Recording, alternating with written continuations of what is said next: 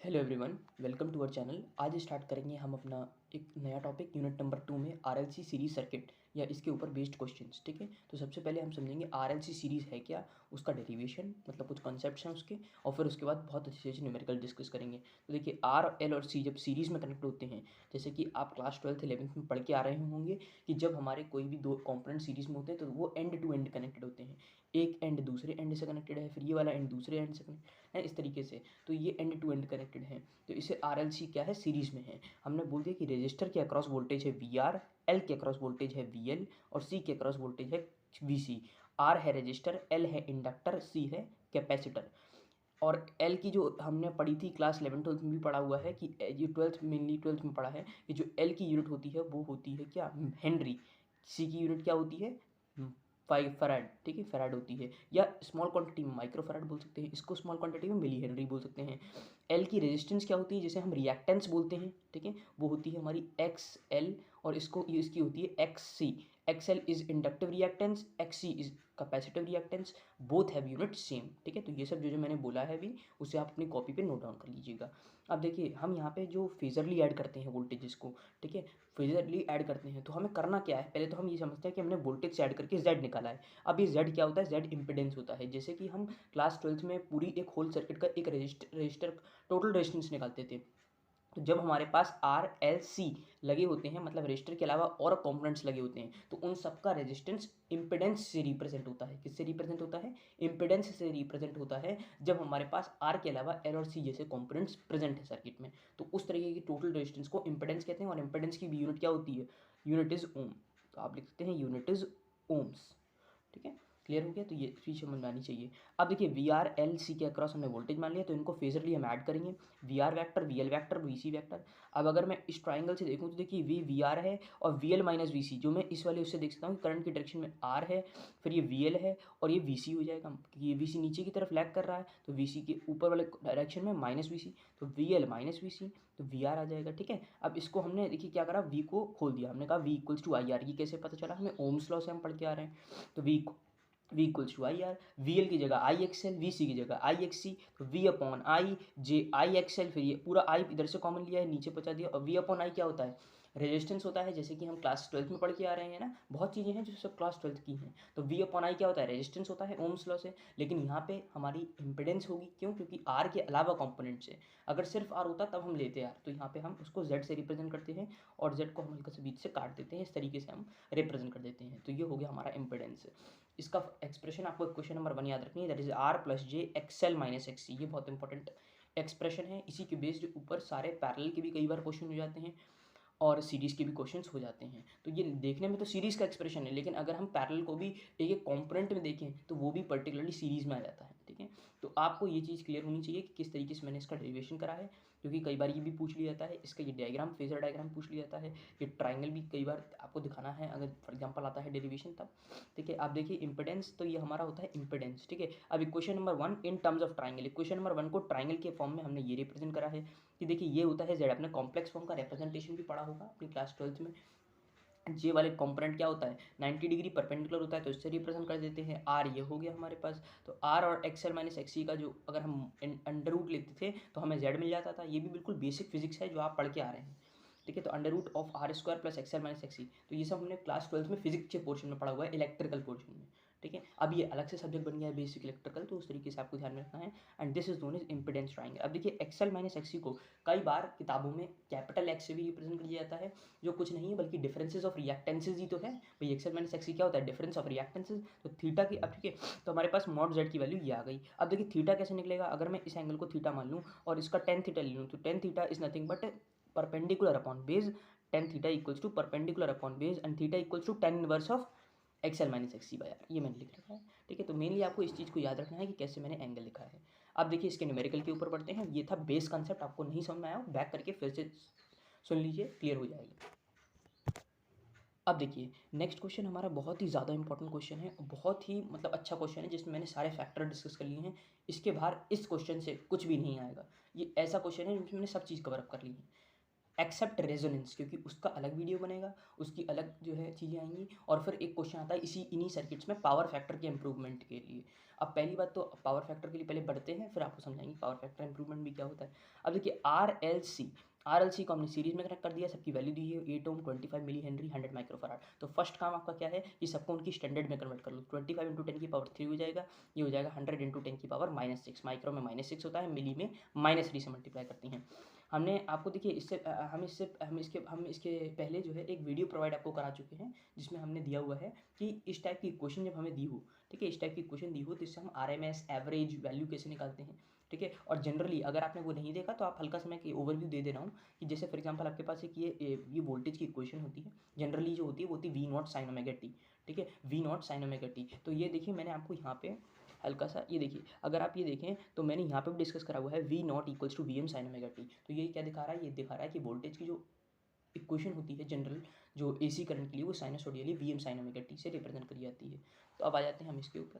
देखिए जनरली जो साइन से हम रिप्रेजेंट कर देते हैं, तो ये हो गई हमारी 254, 314 टी ओमेगा को रिप्रेजेंट करता है और 30 एक तरीके से 5 को रिप्रेजेंट कर रहा है, अगर आप स्टैंडर्ड इक्वेशन से कंपैरिजन करें, ठीक है। तो ये आपको क्वेश्चन में दिया हुआ है, एक वोल्टेज की इक्वेशन, एक फिगर बनी हुई है, और अब आपसे इंपेडेंस पूछा है, आई पूछा है, करंट मतलब पूछा है, voltage across what, voltage across C, XL, XC, VL, equation of current, PF of coil, PF मतलब power factor of coil. Coil क्या होता है, आर और एल का सीरीज कॉम्बिनेशन। अगर मैं सी को छुपा दूं और जो आर एल को देखूं तो ये दोनों सीरीज में ही तो हैं, तो इस टाइप के कॉम्बिनेशन को बोलते हैं power coil.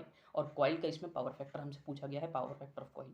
Next is power factor of circuit. तो इसमें पावर फैक्टर हमें पूरी सर्किट का बताना होगा, जिसमें आर एल सी सब लगे होंगे। अब ये होगा क्या है तो उसके बारे में थोड़ी देर में डिस्कस करते हैं, अभी निकालेंगे जेड। तो जेड का फॉर्मूला क्या होता है, R plus J XL minus XC. लेकिन हमें उसके लिए पहले एक्सेल चाहिए होगा, और हमसे एक्सेल वैसे भी पूछा हुआ है, तो पहले एक्सेल कैलकुलेट कर लेंगे ओमेगा एल से। एक्सेल का फॉर्मूला होता है ओमेगा एल, और मैंने लिख भी रखा है कि ओमेगा का जो फॉर्मूला होता है 2πf। फ्रीक्वेंसी की वैल्यू आपको यहाँ पे दी हुई है, ये देखिए, ये 314 डायरेक्ट है, तो यहाँ से आप डायरेक्टली है तो फ्रीक्वेंसी लगा दो, या डायरेक्टली ओमेगा की वैल्यू पुट कर दो, ठीक है। फ्रीक्वेंसी की वैल्यू कैसे निकालेंगे, क्योंकि ओमेगा 2πf के बराबर है, तो फ्रीक्वेंसी की वैल्यू ओमेगा अपॉन 2π से, ठीक है। लेकिन मत रखिए क्योंकि डायरेक्टली ओमेगा की वैल्यू दी हुई है तो वो रखिए, ठीक है। एल की वैल्यू 25 इंटू 10 की पावर, ये ध्यान रखिएगा जो भी आंसर निकालेंगे वो स्टैंडर्ड यूनिट्स में निकालिएगा, तभी एक्सेल जो आएगा वो आपका 7.85 ओम्स आएगा, ठीक है। अब देखिए एक्सी की बात करते हैं, तो एक्सी होता है 1/ओमेगा सी, कैपेसिटिव रिएक्टेंस, ठीक है। ये फॉर्मूले जरूर याद रखिएगा, 1/314 इंटू सी की वैल्यू हो जाएगी 100 इंटू 10⁻⁻⁻�6, ठीक है। इक्वल्स टू इसकी वैल्यू हो गई 31.847, हमने इसको राउंड ऑफ कर दिया 31.85 में। अब एक्सी की वैल्यू आ गई, एक्सी की वैल्यू आ गई, एक्सएल की वैल्यू आ गई। अब इसको पुट कर देंगे जेड वाली इक्वेशन में, तो हमारे दो फैक्टर तो निकल गए, एक्सएल एक्सी। अब जेड की वैल्यू, तो आर की वैल्यू 8 ओम सर्किट से, ये देखिए 8 ओम सर्किट से, एक्सएल की वैल्यू हमने पुट कर दी, एक्सी की वैल्यू पुट कर दी, हमें मिला जेड इक्वल्स टू 8 - 24 जे। अब देखिए इसका जो कन्वर्जन है 8 - 24 जे का मैंने एंगल के टर्म्स में कर दिया, इसको बोलते हैं rectangular form. This form is known as rectangular form, ठीक है। ये फॉर्म होती है रेक्टेंगुलर फॉर्म, और ये होती है हमारी पोलर फॉर्म, ये भी आपको ध्यान रखना है, ये छोटी छोटी चीज़ें हैं। अब देखिए फॉर एग्जांपल हमें रेक्टेंगुलर से पोलर में करना है, तो आपको मैंने एक वीडियो प्रोवाइड कराया हुआ है जिसमें मैंने लिखा हुआ है how to ease calculation basic electrical engineering, और जिसमें मैंने हल्का सा कन्वर्जन भी डिस्कस कर लिया है, तो आप उस वीडियो से रेफर कर सकते हैं। अगर आपको नहीं आता है तो बहुत अच्छी बात है, तो अभी मैं इसको स्किप कर रहा हूँ, ठीक है। तो हमने जेड की वैल्यू में ये इस तरीके से एंगल के फॉर्मेट में निकाल दी है, ये भी ओम्स में आएगी, आपको बता ही दिया था, ठीक है। अब हमें क्या चाहिए, अब देखिए हमारे पास इंपेडेंस आ गई, ये फाइनल हमारे पास इंपेडेंस का आंसर होगा ये वाला, ये, ठीक है। इसको आप ब्रैकेट बना के हाईलाइट कर दीजिएगा। अब देखिए करंट निकालना है, तो पहले करंट के लिए हमें वोल्टेज भी तो पता होना चाहिए, ठीक है। तो वोल्टेज हमें पता है वी एम, लेकिन हमेशा हम जो वोल्टेज रखते हैं, देखिए एक चीज़ और बताऊं कि यहाँ पे जो इंपेडेंस होता है, तो इसका जो ये वाला पार्ट होता है ये आरएमएस वैल्यू होती है, लेकिन इंपेडेंस की कोई आरएमएस वैल्यू नहीं होती है। इंपेडेंस तो इंपेडेंस होता है, वोल्टेज की आरएमएस वैल्यू होती है, करंट की आरएमएस वैल्यू होती है। तो इंपेडेंस की आरएमएस वैल्यू कैसे निकलेगी, इंपेडेंस नहीं, करंट की आरएमएस, तो हमें जब कभी भी आई पूछा जाए तो आप आरएमएस वैल्यू निकाल के आओगे, ठीक है। तो देखिए, और आपकी मर्जी है, नहीं तो आई एम भी निकाल सकते हो, मतलब मैक्सिमम करंट, ठीक है। तो देखिए वी एम, ये जो क्वेश्चन में दिया होता है वो वी एम होता है, तो वी एम से हमें अगर वी आर एम एस निकालना है तो इस तरीके से वी आर एम एस निकलता है, दैट इज 254/√2, और इक्वेशन से एंगल के फॉर्म में लिखने से ये ऐसे बनेगा एंगल, और जो फाई लिखा हुआ है उससे, तो आपने कन्वर्ट करना भी सीख लिया। तो इससे पहले की टर्म होती है वी आर एम एस वाली क्वांटिटी, इसके बाद की टर्म होती है हमारी एंगल वाली क्वांटिटी जो इसके साथ लिखी हुई है, ठीक है, 254/√2 एंगल -30। देखिए वही मैंने यहाँ पे भी कर दिया है कि करंट की वैल्यू निकालने के लिए वह अपन जेड करा है, वी की वैल्यू में 254/√2 थी, एंगल -30, और जेड की वैल्यू यहाँ से निकाल के यहाँ रख दी है, तो हमें मिला आई इक्वल्स टू 7.099। ये मेरे से मिस्टेक हो गई थी तो मैंने इसको लिख दिया है कि 7.099 आ जाएगा, ठीक है। एंगल हो जाएगा 41.57। ध्यान रखिएगा कि ये वाली एंगल से पहली वाली चीज़ें डिवाइड होती हैं, एंगल के बाद वाली क्वांटिटी सब्ट्रैक्ट होती हैं, ऊपर वाली माइनस नीचे वाली। मतलब जैसे कि -30 माइनस 71.57, तो माइनस माइनस प्लस हो जाएगा, तो -30 प्लस 71.57 आ जाएगा। इस तरीके से हमने आई की वैल्यू कैलकुलेट कर ली है। अब हमारे पास नेक्स्ट है वी आर निकालना है हमें। तो देखिए वी आर कैसे निकालेंगे, तो वी आर होता है वोल्टेज अक्रॉस आर, मतलब आई इंटू आर, क्योंकि सीरीज में तो करंट सेम रहता है, तो करंट की मल्टीप्लाई उसकी रेजिस्टेंस के साथ। तो वी आर हो जाएगा आई इंटू आर, तो आई की वैल्यू 7.299 इंटू 8, ठीक है। इस तरीके से इतने वोल्ट्स आ गया। अब देखिए वी एल में भी वही करंट सेम है और मल्टीप्लाई करना उसके रेजिस्टेंस के साथ, तो रेजिस्टेंस यहाँ पे क्या होता है, उसका रिएक्टेंस ही तो होता है, एक्सएल, वो भी तो ओम्स में आता है, तो बस वही मल्टीप्लाई करके वोल्ट्स का वोल्टेज आ गया, वीसी का वोल्टेज आ गया। सिंपल क्वेश्चन, ठीक है। अब देखिए हमने बताया कि आपको इस इक्वेशन से आप कैसे ये लिख सकते हो एक्सप्रेशन एंगल वाला। तो एंगल से इसमें जाने के लिए क्या करोगे, सिंपली √2 से मल्टीप्लाई करोगे और एंगल वही रहने दोगे, है ना, मतलब sin 314t -30 लिख दोगे, है ना। तो अब यहाँ पे क्या पूछा गया, इक्वेशन ऑफ करंट पूछी गई, तो हमें इकाई की वैसी वैल्यू आ गई है एंगल वाली, तो हम इसे इक्वेशन भी बना सकते हैं। तो देखिए कैसे बनाएंगे, तो देखिए 7.299 का √2 से मल्टीप्लाई, एंगल वही लिखेंगे, तो कैसे लिखेंगे 7.299 sine omega 7.299 into root two, और फिर लिखेंगे साइन 314t, क्योंकि हमेशा ओमेगा सेम रहता है, ठीक है। एंगल प्लस 5 की जगह क्या जाएगा 41.57, तो देखिए वही मैंने यहाँ पे लिख दिया है, ठीक है। ये देखिए मल्टीप्लाई गलत होगा क्योंकि मैंने 7.9 इसका √2 से करना है, क्योंकि मैंने अभी 5.98 का कर दिया था, ठीक है। तो इस चीज़ का आप देख लीजिएगा, कोई कैलकुलेशन मिस्टेक है तो आप उसे इग्नोर कर सकते हैं, मेनली आपको कंसेप्ट आना चाहिए, ठीक है। अब देखिए, अब मैंने एक इसमें एक्स्ट्रा फैक्टर डिस्कस कर दिया कि अगर वोल्टेज की इक्वेशन साइन की बजाय कॉस में दी होती, तो जब कॉस में दी होती है तो इसको कन्वर्ट करने के लिए साइन में हम 90 ऐड कर देते हैं, बस सिंपल, ये याद रखिएगा, बहुत इंपॉर्टेंट है, अक्सर आता है ये चेंज करके दे दिया थी इक्वेशन। तो हमेशा कभी भी क्वेश्चन सॉल्व करें तो हमेशा पहले साइन में कन्वर्ट कर लें, तभी आपका ये जो एंगल वाला फॉर्मेट है वो वैलिड हो जाएगा, नहीं तो वो गड़बड़ हो जाएगा, ठीक है। अब देखिए यहाँ पे मैंने पावर फैक्टर को भी डिस्कस कर दिया है। तो पावर फैक्टर होता है रेजिस्टेंस अपॉन इम्पीडेंस। ध्यान रखिएगा, पूरी सर्किट का या किसी भी पार्ट का कभी निकालना हो तो पावर फैक्टर का फॉर्मूला होता है R/Z, और R/Z को हम cos phi भी रिप्रेजेंट करते हैं, मतलब पावर फैक्टर को cos phi से और R/Z से रिप्रेजेंट कराया जाता है। तो अब देखिए इंपीडेंस की वैल्यू हमारे उससे क्या आई थी 25.30, एंगल की पहली वाली वैल्यू लेते हैं, ठीक है। तो ये ले लिया, रेजिस्टेंस से डिवाइड कर दिया, तो cos phi, ये वाला आंसर जो है वो हमारा पावर फैक्टर होगा, सिर्फ ये वाला आंसर। और यह पे हमने एक्स्ट्रा काम कर दिया कि फाई निकाल दिया है 71.56। ये तो सिंपल है, आपको लेना भी आना चाहिए। कॉस इनवर्स कैसे लेते हैं देखिए, अगर नहीं आता तो देख लीजिए, कुछ नहीं करना है। मैं सबसे पहले ऑन का बटन दबाऊंगा, क्या है कॉस इनवर्स 0.316, शिफ्ट का बटन दबाइए, कॉस का बटन दबाइए, देखिए कॉस इनवर्स आ गया 0.316 इक्वल टू 71.57।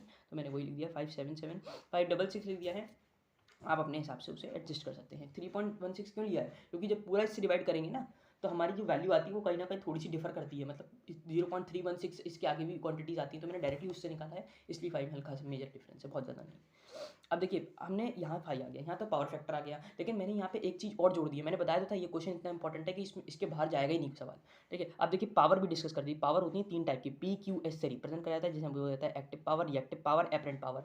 एक्टिव पावर को और कहा जाता है ट्रू पावर या रियल पावर। देखिए मैंने यहाँ पे लिख रखा है this power is active, real और ट्रू पावर। तो एक्टिव पावर को रियल या ट्रू पावर भी बोलते हैं, ठीक है। पी की वैल्यू होती है VI cos phi, जिसको हम वॉट्स में लेते हैं, VI sin phi। क्यू का फॉर्मूला होता है रिएक्टिव वोल्ट एम्पियर, इसकी यूनिट होती है reactive volt ampere RVA। S की यूनिट होती है VA वोल्ट एम्पियर, और बाकी V इंटू आई।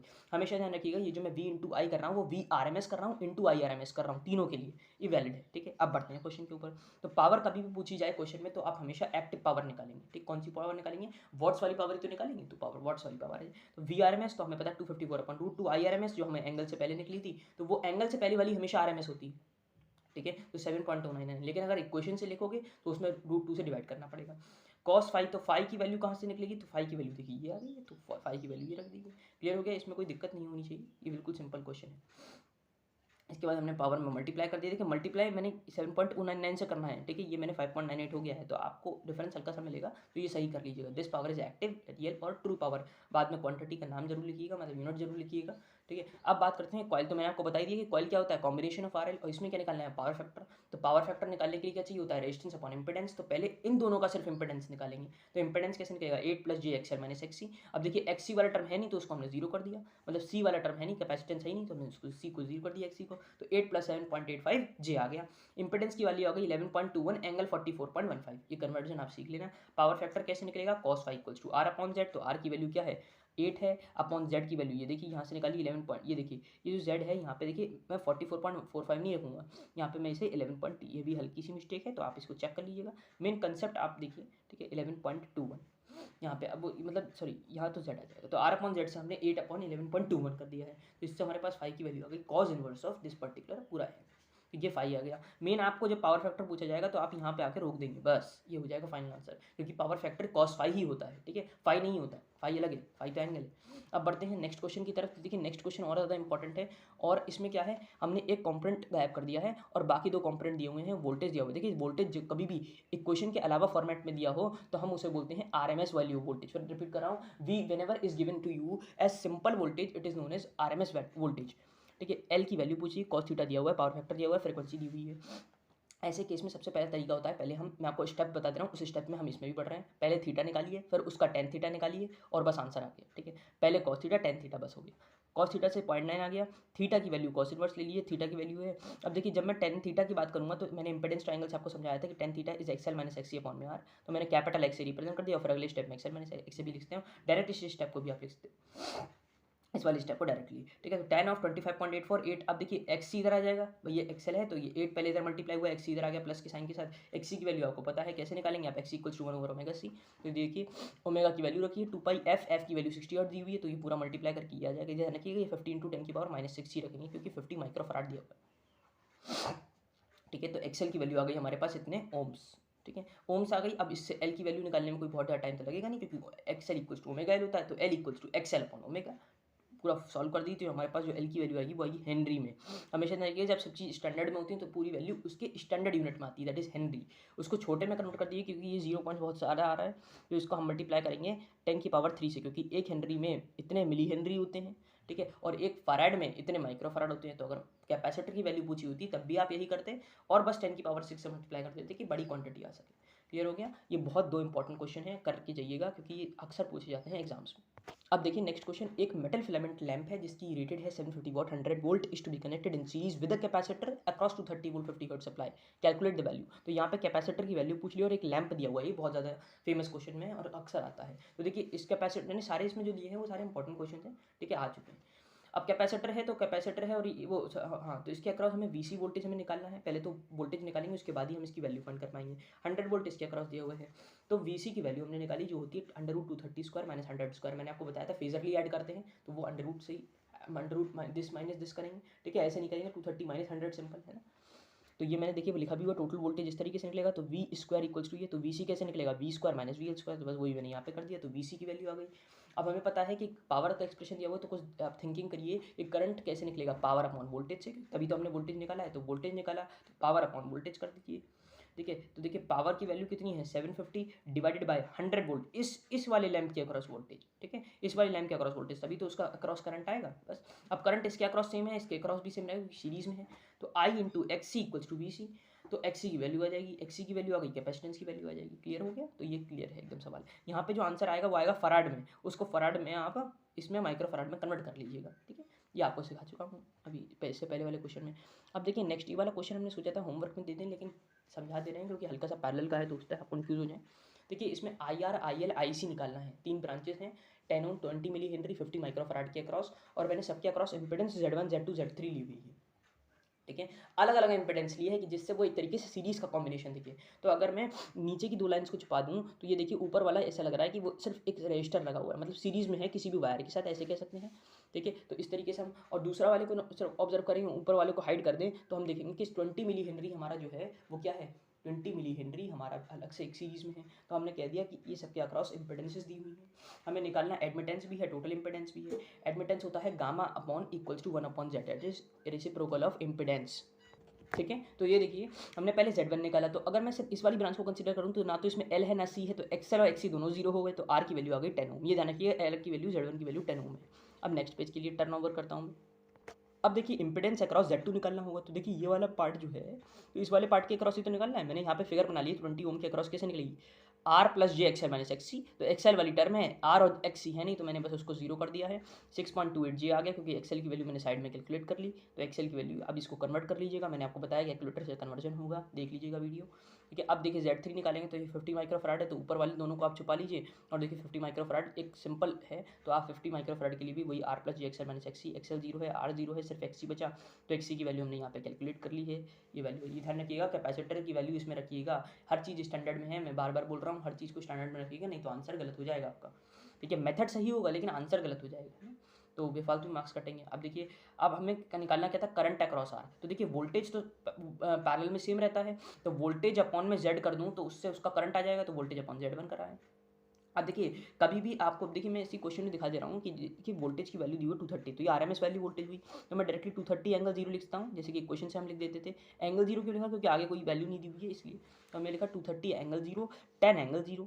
ठीक है, 10 एंगल 0 कहाँ से आया, तो 10 एंगल 0 उससे आया था, अभी जो Z1 निकाली थी उससे 10 आया था, तो 10 एंगल 0 लिख देंगे, तो इससे हमारा ये आ गया। ये दोनों चीज़ें डिवाइड हो जाती हैं, इसमें से ये माइनस होता है, ये ध्यान रखिए डिवाइड नहीं हुआ है, क्योंकि 0/0 तो इन्फाइनाइट होता है, तो कोई अनडिफाइंड होता है। ठीक है, अब देखिए आई एल, तो V/Z2, तो V/Z2 में भी फिर वही वैल्यू पुट कर दी है, इसको कन्वर्ट कर दिया है, इस वाले टर्म को ये वाली इसको इसमें पुट कर दिया, और इस सब ने ये निकाल लिया, इसको इससे डिवाइड करा है और इधर माइनस करा है। एंगल हमेशा सब्ट्रैक्ट होते हैं, बाकी जो एंगल से पहले वाली क्वांटिटी होती है वो हमारी डिवाइड हो जाती है।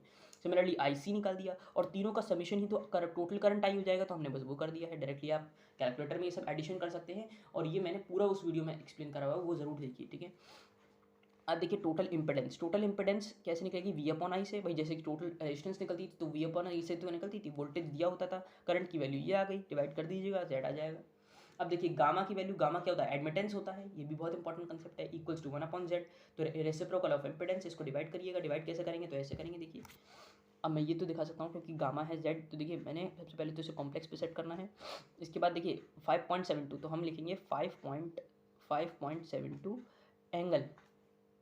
एंगल देखिए 5.72 एंगल 55.13, तो 55.13 इक्वल्स टू का साइन दबाया, तो ये जो वैल्यू आएगी ये हमेशा उसके आई कॉम्पोनेंट में आ जाएगी, मतलब आई के में कैसे वो चेंज हुआ है, तो मुझे कुछ नहीं करना है, अभी मैं 1 डिवाइडेड बाय आंसर कर दूंगा, जो भी मेरा आंसर भी मैंने जो निकाला था वो, तो ये देखिए ये आ गया। लेकिन ये वाली वैल्यू किस में आई है, मेरी आई के फॉर्मेट में आई है, तो इसको आर एंगल थीटा के में कैसे कन्वर्ट करेंगे, answer shift plus R angle theta में कन्वर्ट हो जाएगा, तो ये आया 0.17, तो बस वही मैंने यहाँ लिख दिया 0.17 इक्वल्स टू का साइन दबाओ, अच्छा फिर से शिफ्ट और इक्वल टू का साइन दबाएंगे तो आ जाएगा एंगल -55.13। ठीक है, बिल्कुल सिंपल था। ठीक है, बाकी वैसे भी चेक करेंगे तो ये एंगल इधर 0 होगा, तो 0 डिवाइड बाय 0 -55.13, तो माइनस ये पहले चीज़ ही वेरीफाई हो गई।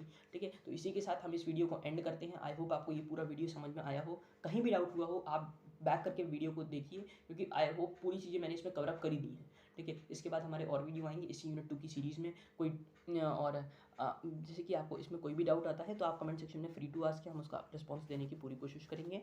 ठीक है, और आज के लिए फिर इतना ही। Thanks for watching, have a nice day.